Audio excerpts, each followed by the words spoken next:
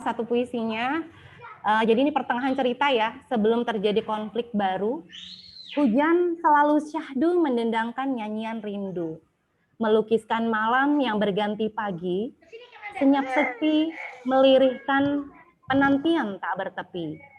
Gemuruhnya menghentikan jiwa-jiwa terpenjara dalam bui, membangkitkan gairah yang hanyut terlelap mimpi, melangitkan doa, melantunkan untayan penuh cinta kepada Rob sang pemilik rasa.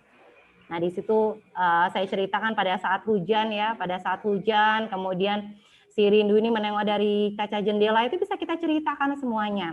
Hening, sehening hati rindu pagi ini. Dia menatap keluar kaca lewat jendela yang basah terkena percikan hujan. Dingin, sedingin hatinya yang selama 6 tahun membeku. Di luar terlihat beberapa pasang kaki berlari menembus derasnya hujan dan bla bla bla. Kita bisa ceritakan hal-hal yang seperti ini, kemudian kita detaili ya Bapak Ibu ya. Jadi itu bisa sebagai tulisan yang kita ini ya. Semakin ramai sepertinya. Sambil saya lihat ya. Oke, lanjut Bapak dan Ibu. Kemudian di sini inti cerita. Apa sih sebenarnya muatan yang ingin kita ceritakan? Bagian penting yang mana yang ingin kita hadirkan? Apakah ada konflik di dalamnya atau cerita biasa-biasa saja? Ya.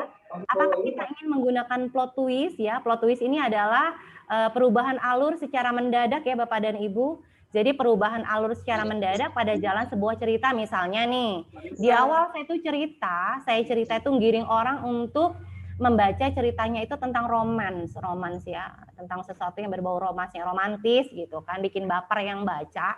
Tetapi ada lanjaran, ada penyambungnya, itu di situ ada cowok yang ceritanya gemar tawuran. Nah, tiba-tiba saya buat ini alur yang secara mendadak, yang tadinya enak-enak, endingnya anteng gitu ya, romantis. Tiba-tiba saya buat namanya plot twist, perubahan alur mendadak dari yang romantis tadi misalnya menjadi horor ya. Tapi harus nyambung. Kalau tadi ceritanya di awal apa gitu kan, jangan tiba-tiba langsung horor, orang akan bingung bacanya dan ceritanya akan jadi kacau. Ini kayak mana sih ceritanya kok tiba-tiba horor gitu ya. Jadi di sini ada lanjarannya, cowoknya misalnya gemar tawuran, kemudian tiba-tiba bagaimana terjadi pembunuhan. Ini udah mulai horor nih Bapak dan Ibu. Jadi tidak sekedar kita cerita tentang romantika aja gitu kan. Jadi kita berani membuat plot twist ya. Tapi kalau misalnya kita tidak mau aneh-aneh, kita takut cerita kita malah hancur, ya udah kita buat plot biasa aja, tidak ada plot twist atau perubahan alur secara mendadak. Ya alurnya ya seperti itu aja. Kalau roman aja, kalau horor aja begitu. Dan kemudian yang perlu kita ingat Bapak dan Ibu, ini yang menjadi sering catatan saya ya, kebetulan saya beberapa kali membuat nulis bareng ya, atau pelatihan nulis bersama ya.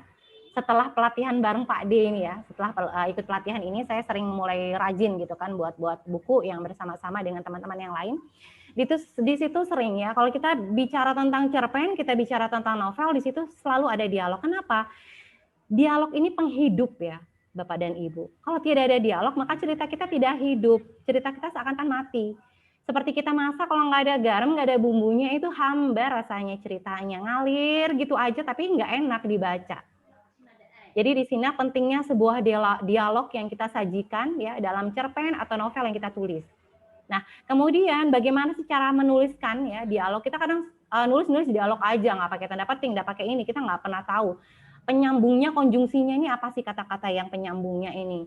Apa sih yang bisa kita jadikan untuk dialog teks kita ya pada dialog yang kita suguhkan? Nah, di sini perlu ada dialog teks dalam sebuah cerita untuk menghidupkan ceritanya dan menarik pembacanya. Nah, sedangkan kalau alur atau plot itu harus runut dan logis atau masuk akal. Bisa dengan cara membuat kerangka, kemudian dikembangkan. Kita buat dulu aja deh kerangkanya. Ceritanya misalnya rindunya putus sekolah, kemudian dia kerja, kemudian misalnya dia hamil, kemudian dia menikah, kemudian dia mengasingkan diri, kemudian dia ketemu orang lain lagi yang mau jadi calon suaminya, ternyata nggak jadi gitu misalnya. Kemudian ketemu lagi suaminya lagi, dalam kondisi suaminya berpisah sama istri pertamanya, dan nanti ada ceritanya begitu ya. Kenapa kok bisa berpisah? Kemudian kita buat lagi endingnya rindu nikah sama suaminya kembali. Ternyata di ujuk-ujuk masih ada lagi ceritanya, belum ending berarti tadi ya. Ternyata ada wanita lain yang nanti mau dijadikan istri kedua buat suaminya rindu gitu ya. Dan ternyata endingnya tidak jadi menikah, yang tadi wanita yang mau dijadikan istri oleh si rindu untuk suaminya ternyata meninggal. Ini endingnya gitu. Jadi kita buat kerangkanya dulu ya, poin-poinnya apa yang mau kita ceritakan, kemudian baru perlahan-lahan kita kembangkan satu persatu. Mulai dari cerita awal tadi bagaimana, kemudian tengah sampai nanti akhir kita ceritakan.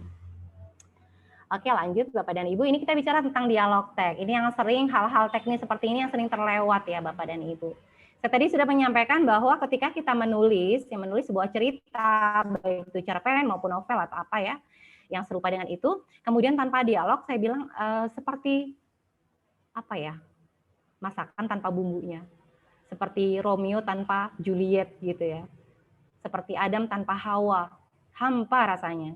Jadi kita perlu menulis dialog. Nah, di sini ada beberapa ya pengetahuan buat kita. Mungkin Bapak dan Ibu sudah paham sekali. Ya ini kalau misalnya Bapak dan Ibu sudah paham, murojaah ya Bapak dan Ibu, barangkali apa yang saya sajikan ini ada yang terlewat atau salah gitu ya. Jadi dialog teks itu frase yang mengikuti dialog yang menginformasikan identitas si pengucap dialog. Dialog teks ditandai dengan kata ujar, sapa, kata, dan lain-lain. Nanti akan saya tampilkan tabel ya yang merupakan dialog teks yang bisa nanti kita gunakan untuk dialog kita. Contoh dialog teks di akhir. Selamat malam, titik. Ya, sebelumnya diawali dengan tetap tanda petik 2, setelah koma tanda petik 2, kemudian sapa Sulis.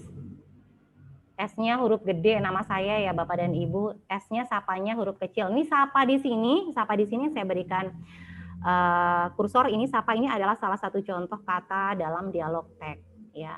Sapa, kemudian yang kedua contohnya bukan Putri yang melakukannya tetapi Dea. Jelas Sulis. Jadi sapa, kemudian jelas, ini adalah salah satu dialog teks yang bisa kita gunakan dalam dialog-dialog kita. Nah, apabila dialog teksnya ada di akhir, maka akhiri dialog dengan tanda baca koma seperti pada contoh di atas ya. Tanda koma. Kemudian bisa juga akhiri dialog dengan tanda tanya atau seru tergantung dari kalimatnya yang kita sajikan. Kalau misalnya kita bertanya, apakah kamu sudah makan? Itu bisa tanda tanya. Tanya Sulis. Begitu ya Bapak dan Ibu.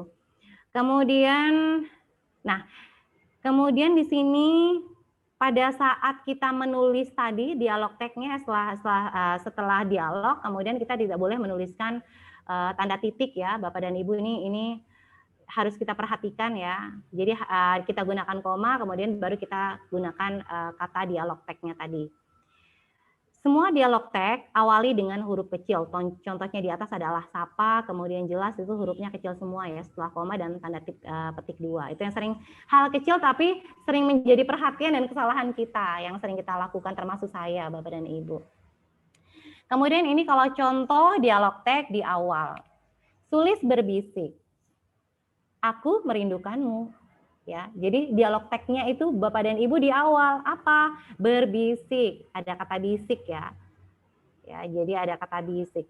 Sulis berbisik, koma, aku merindukanmu baru titik. Nah, ini ada tanda titik setelah dialog teksnya di awal. Kemudian contoh yang kedua. Dengan suara lembut, Sulis bertutur, koma, dia memang salah, tapi memaafkannya akan mendamaikan hati. Nah, ini Bapak dan Ibu bisa melihat ya dialog teksnya di awal ya. Jadi berbisik sebelum kalimat aku merindukanmu, kemudian bertutur sebelum dia memang salah tetapi memaafkannya adalah akan mendamaikan hati. Jadi ini contoh dialog teks di awal kalimat atau di awal dialog kita ya.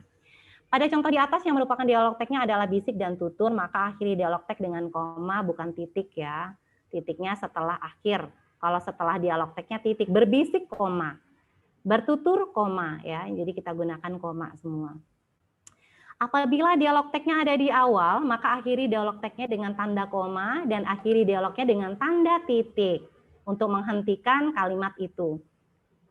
Anda tanda ini bukan Anda tapi tanda tanya atau tanda seru ya, tergantung kalimat masing-masing. Kalau misalnya ayo kita pulang, berarti gunakan tanda seru ya Bapak dan Ibu, bukan titik pastinya karena menyuruh. Awali dialog dengan huruf kapital setelah kutip jika dialog teksnya berada di awal, seperti contoh di atas. Oke, kita lanjutkan kembali. Masih ada waktu berapa menit Pak Rahman? Cukup ya?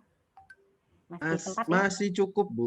Atau kalau nanti Oke. mau tanya jawab juga kita boleh nanti. Yang penting Ya, selesaikan oke. materi Ibu dulu. Benar, siap. Oke. Ini contohnya Bapak dan Ibu kata-kata yang digunakan pada dialog teks ya. Kita bisa gunakan kata ujar kalau misalnya ini dialognya biasa-biasa aja, misalnya tadi saya contohnya ini cuma perkataan aja berarti tidak ada emosi di dalamnya Bapak dan Ibu. Kita bisa menggunakan kata ujar. Misalnya saya lagi masuk kelas kemudian saya ucapkan Assalamualaikum. Salam sulis begitu. Jadi ini kalimat-kalimat yang tidak ada ekspresi marah, tidak ada emosi apa-apa ya, jadi netral gitu ya. Jadi bisa kita gunakan ujar, salam, celetuk, ucap, desak, kata, pamit, harap. Ini kata-kata dalam dialog teks yang bisa kita gunakan untuk dialog kita. Kemudian ada sahut ya, sebagai respon nih sahut. Misalnya orang tadi di awal cerita kita bilang, Assalamualaikum, kemudian ada jawab, Waalaikumsalam, sahut gitu, atau jawab gitu ya. Jadi itu adalah respon ya, dialog teks untuk respon. Kemudian ada sindir, ada hina, ada gerutu, ini sudah mulai ada emosinya. Nah, kemudian bisik, gumam, itu emosi tetapi masih tahap rendah ya. Decak, desah, rintih, desis, sesal, ulang, lirih, kacau, batin, ringis, ini adalah salah satu contoh kata-kata dalam dialog teks yang masih emosinya itu rendah. Kemudian ada yang emosinya tinggi itu jerit, geram, usir. Ini sudah kalau konflik udah luar biasa, biasanya di situ juga ada dialog-dialog yang memicu emosi gitu kan, emosi tingkat tinggi, marah, teriak gitu kan. Itu adalah salah satu dialog teks untuk emosi yang tinggi.